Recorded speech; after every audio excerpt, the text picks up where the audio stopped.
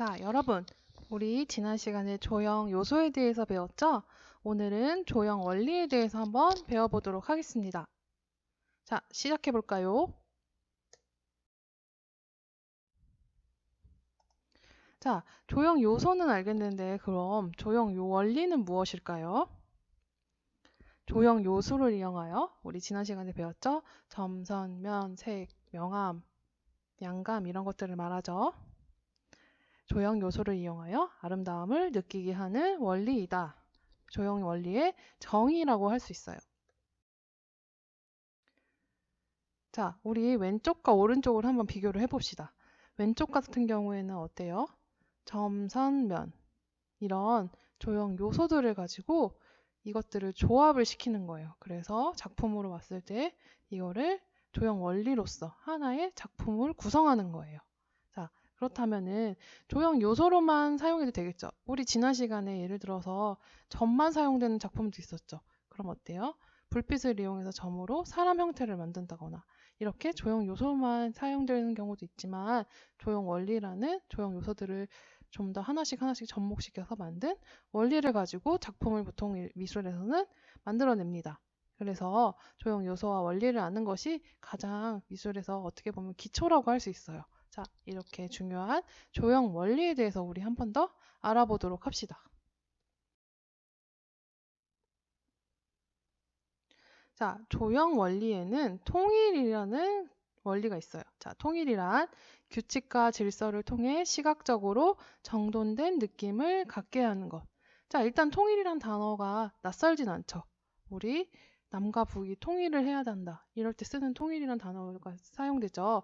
어때요? 그래서 뭔가 하나로 우리가 하나로 보여지는 그런 요소들, 그런 것들을 조형 원리 중에 통일이라고 합니다. 자, 조형 원리 통일을 한번 예시로 보여줄게요. 자, 어때요? 비슷한 크기의 동그라미들이 여러 개가 있으면서 이런 것들을 보았을 때 통일되었다고 하는 거예요. 너처럼 어떤 형태, 색깔, 이런 모양, 이런 것들이 일정하게 보이는 것들, 하나로 보이는 것들을 우리가 통일이라고 말할 수 있습니다. 자, 다음으로는 변화예요. 조형 요소 중의 변화는 지루하고 단조로운 느낌을 피하기 위해 변화를 줄 수 있다. 쉽게 말해서 다음 작품을 보면서 한번 얘기를 해볼게요. 자, 작품이 아니죠? 우리 예시를 볼까요? 자, 아까 우리 통일은 어때요? 똑같은 동그라미가 6개 정도 연속적으로 있었죠. 그런데 변화를 어디에 주고 있어요? 색깔을 바꿔준다던가 아니면 그 안에 모양을 그려준다던가 해서 쭉 일련되게 이렇게 하나로 모여지는 것 중에서 하나씩 변화를 주고 있죠. 이런 것들은 조형 요소에서 조형 요소와 원리, 조형 요소가 아니죠. 조형 원리에서 변화라고 합니다. 자, 다음은 균형이에요. 크기, 무게 등 어느 한쪽에 치우치지 않고 평형을 유지하면서 안정감을 주는 거예요. 자, 어때요? 양쪽이 그러면 비슷한 느낌을 주고 중요한 건 뭐예요? 안정감을 준다는 거예요. 불안감을 주지 않고. 자, 우리 위에 두 개 도형을 한번 봅시다. 두 도형도 어때요? 균형이 맞다고 할 수 있죠. 그럼 아래에 있는 도형을 봅시다. 왼쪽에 있는 건 하나고 오른쪽에 있는 건 세 개의 도형이 있어요. 근데 우리가 보았을 때 어때요? 비슷한 크기로 보여지죠. 이것도 역시 균형이 맞다고 볼 수 있어요. 왜? 눈으로 보았을 때 어느 정도 비슷한 형태, 비슷한 안정감을 주기 때문이에요. 자, 다음은 비례라는 조형 원리가 있어요. 자, 비례는 물체의 길이, 덩어리 등에서 부분과 부분 혹은 부분과 전체의 비율에서 느껴지는 조화예요. 자, 좀 설명글은 어렵지만 우리 어때요? 아, 제 비례가 좋네. 비율이 좋네. 뭐 이런 비슷한 말이 있죠? 그럼 비례. 뭐 예를 들면 7등신. 너는 7등신이라서 얼굴이 참 작다. 뭐 이런 식으로 우리가 표현을 할 때 어떤 비율, 비례 이런 것들을 말하거든요. 이 전체 비율이 느껴지는 거를 크게 말해서 비례라고 합니다. 자, 이 비례라는 거는 옛날부터 서양 그리고 동양에서는 두 가지 비례가 있어요. 왼쪽은 황금 비례, 오른쪽은 금강 비례라는 거예요. 자, 우리 왼쪽에 있는 두 걸부터 한번 봅시다. 자, 맨 위에 있는 거는 그리스 신전이에요. 그리스 신전 같은 경우에도 이 비율이 적용이 된 거예요. 비례가. 그래서 서양에서는 1대 1.618의 비율을 건축물이나 이런 조각품에다가 비율을 주었어요. 자, 마찬가지로 동양에는 금강비례라는 것이 있어요.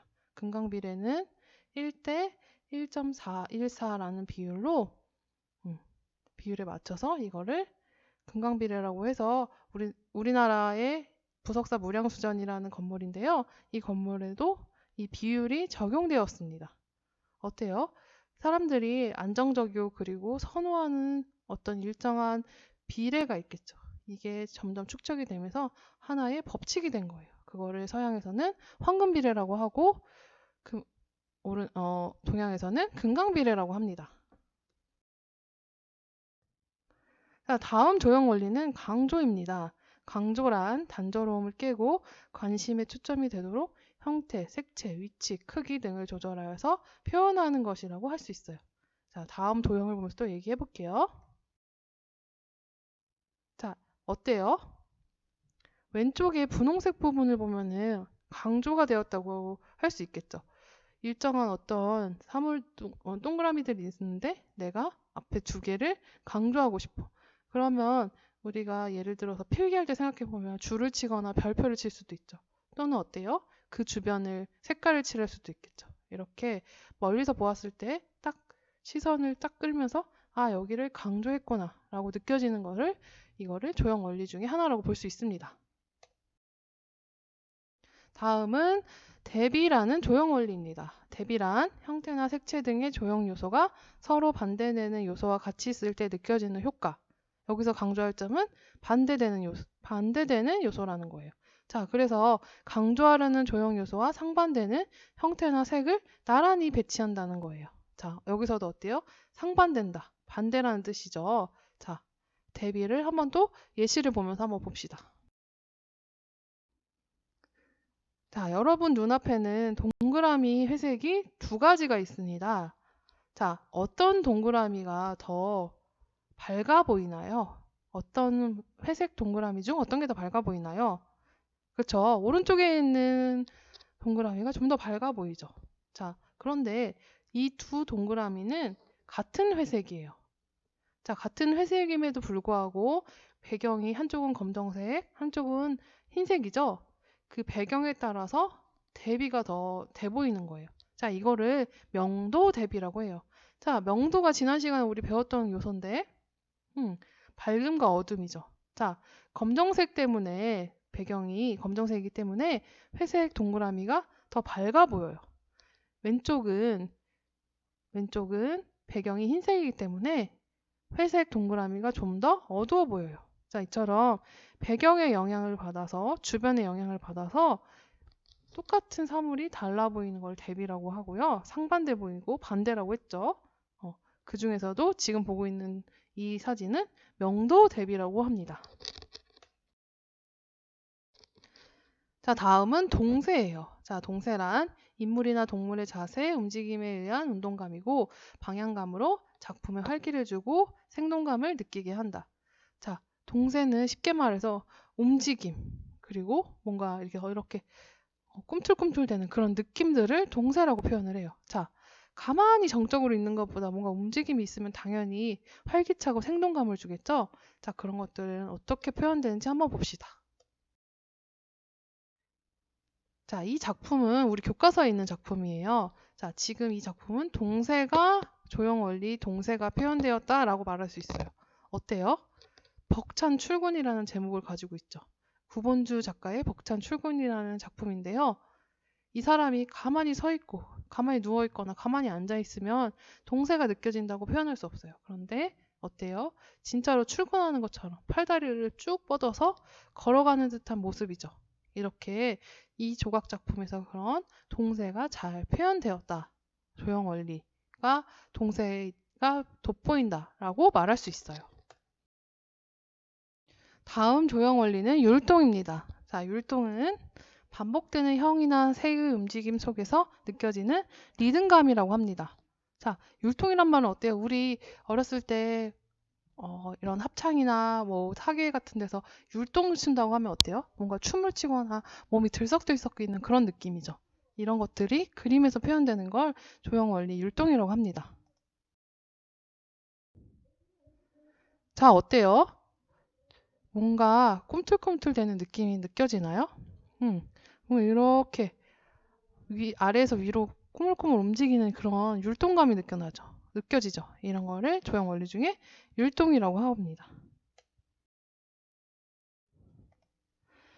자, 다음은 점이입니다. 점이란 형태의 크기, 색채, 농담 등이 점차 변화되면서 일으키는 대조적인 느낌이라고 해요. 점이는 예시 도형을 보면서 한번 봅시다. 자, 어때요? 한 동그라미가 점점 커지고 있죠. 자, 이렇게 점점 커지고, 점점점 퍼지고, 점점점 색이 변화하고, 이런 것들을 조형 원리 중에 점이라고 합니다. 자, 다음은 공간입니다. 공간이란 우주 공간과 같은 무한대로부터 가상의 공간에 이르기까지 그 종류는 매우 다양하다. 공간이란 말은 그냥 딱 말 그대로 어때요? 우리 앞에 있는 공간도 공간이라고 할 수 있겠죠. 자, 미술에서는 이렇게 공간이 평면에서 표현이 돼요. 자, 우리가 지금 보는 거는 평평한 평면이지만 어때요? 바닥이고 벽이 있고 그리고 앞에 천장이 있고 이렇게 선 몇 개를 그어 주어도 입체적으로 공간이 느껴지죠. 자, 이런 것들을 조형 원리 중에서 공간 원리라고 합니다. 자, 이렇게 조형 원리에 대해서 오늘 알아봤고요. 오늘의 학습 일지는 우리가 앞에서 배운 비례, 강조, 동사의 의미가 무엇이었는지 하나씩 배웠죠? 그 의미를 써주세요. 자, 비례는 무엇 무엇이다. 강조는 무엇 무엇이다. 동사는 무엇 무엇이다. 이렇게 문장으로 써주길 바랍니다. 자, 두 번째로는요. 교과서 20쪽에 서도 작가의 작품이 있을 거예요. 거기에 유니폼이라는 제목의 작품이 있어요. 자, 이 작품 같은 경우는 실제로 예전에 우리 엄마? 아니야. 할머니, 할아버지 세대에 입었던 교복들을 쭉 나열해 놓았어요. 자, 이 서도 작가의 유니폼에 해당되는 것은 과연 무엇일까요? 자, 본인이 생각하는 해당되는 것에 번호와 보기를 써주면 됩니다. 자, 세 번째 학습일지 내용은요. 황금 비례는 아까 황금 비례는 1대 몇이었죠? 그리고 금강 비례는 1대 몇이었죠? 자, 그리고 서양에서는 황금 비례, 금강 비례 중 무슨 비례를 사용되죠? 동양에서는 황금 비례, 금강 비례 중 어떤 게 사용되죠? 자, 이렇게 빈칸을 채워서 문장으로 써주길 바랍니다.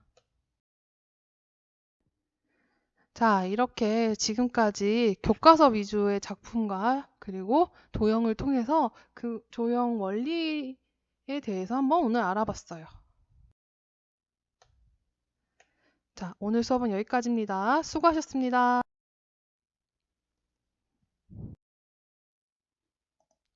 자, 오늘 수업은 여기까지입니다. 수고하셨습니다.